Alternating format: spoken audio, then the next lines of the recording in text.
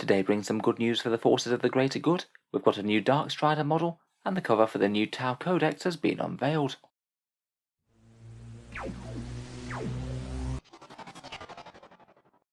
Hello and welcome back to Warspets Tactics, where today we're talking Tau, and today there's been a couple of interesting previews on the Warhammer community webpage, firstly showing off the new Tau Codex's cover, and then a proper look at this nice new Darkstrider miniature and some of his previewed rules.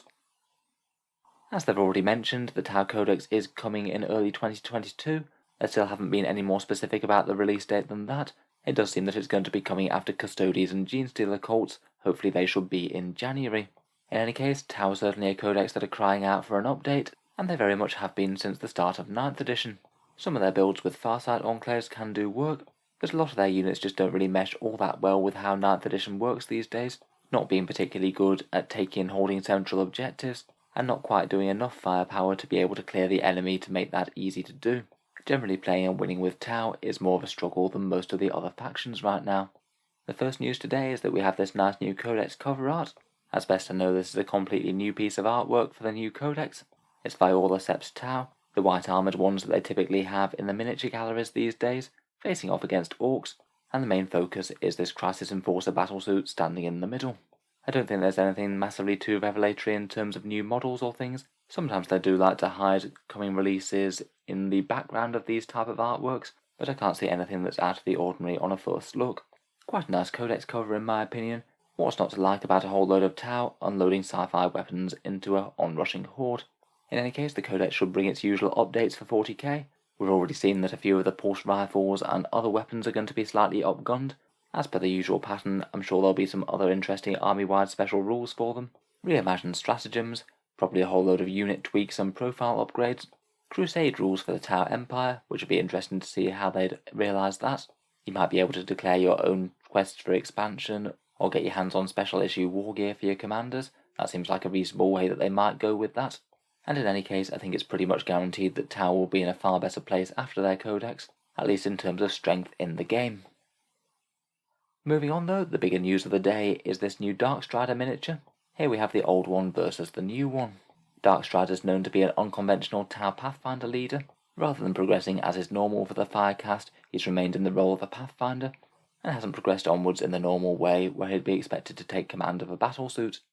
He's apparently not a particularly popular figure within the ranks of the Firecast. He's renowned for being remarkably difficult to command, and will generally just lead his Pathfinders to do his own thing, if he thinks that he can achieve something better to turn the tide of battle. There's few that could doubt that he's a master of guerrilla warfare and exploiting the enemy's weaknesses though, assassinating key leaders, achieving mission objectives and crippling enemy supply lines, and has earned the favour of Oshazera herself, Commander Shadowsun. In-game at the moment, Darkstrider is a Tau Sept character, meaning that you can't currently take him for other Septs that aren't the Tau homeworld one. That is potentially a bit of a weakness, as it does mean that you might not be able to generally field him in every single Tau army and tactic, but he could be another reason to take Tau Sept in the first place, alongside other characters such as Shadowsun and Longstrike. Currently, Tau Sept is the Overwatch on 5's one. We don't know if it's going to remain as such in the new codex. Currently in game, he's a 60-point HQ choice, and you'd mainly want to take him for his two quite powerful special rules, both of which can only buff infantry. Currently the Structural Analyzer gives him +1 to wound rolls against one selected enemy unit, and it does have the potential to be quite powerful on massed pulse rifle fire. As well as that, he also has the very helpful Fighting Retreat rule, which allows you to fall back and shoot with Tau Sept infantry within 6 inches of him. Tau famously don't particularly enjoy being in close combat, so it does help shut down one of the enemy's main counters to them, lock them up, and stop them from being able to gun you down in the shooting phase. Currently, I'm not sure he's one of the more competitive picks for Tau Empire, purely because mass fire warriors just aren't particularly effective. They certainly weren't bad when the Tau Codex first came out, but have definitely felt the impact of Codex creep. I think the miniature itself is quite a nice reimagining. I must admit I wasn't particularly over-enthused by his old style one. I think the new one just looks a little bit sleeker all round. It's helpfully a plastic miniature, so you can get out of that fine cast resin, and in general it's kept the same sort of aesthetics as the old one, a slightly snazzier pulse carbine, and he also seems to have acquired a couple of little pet drones as well. I'm not sure what the purpose of those is at the moment. I don't know if they're to help out his Structural Analyzer, or whether he might have additional special rules to represent them in game. In any case, a pretty nice new update, but at the moment it does appear that this might be the only kit that's redone for the Tau Empire, it doesn't look like they're getting any new best bids, sniper drones, or any of the other older kits redone. Certainly nothing wrong with revamping Darkstrider. I'm not sure if it might have been the first one that I'd chosen myself though. Finally, we do have a couple of interesting new rules previews for him.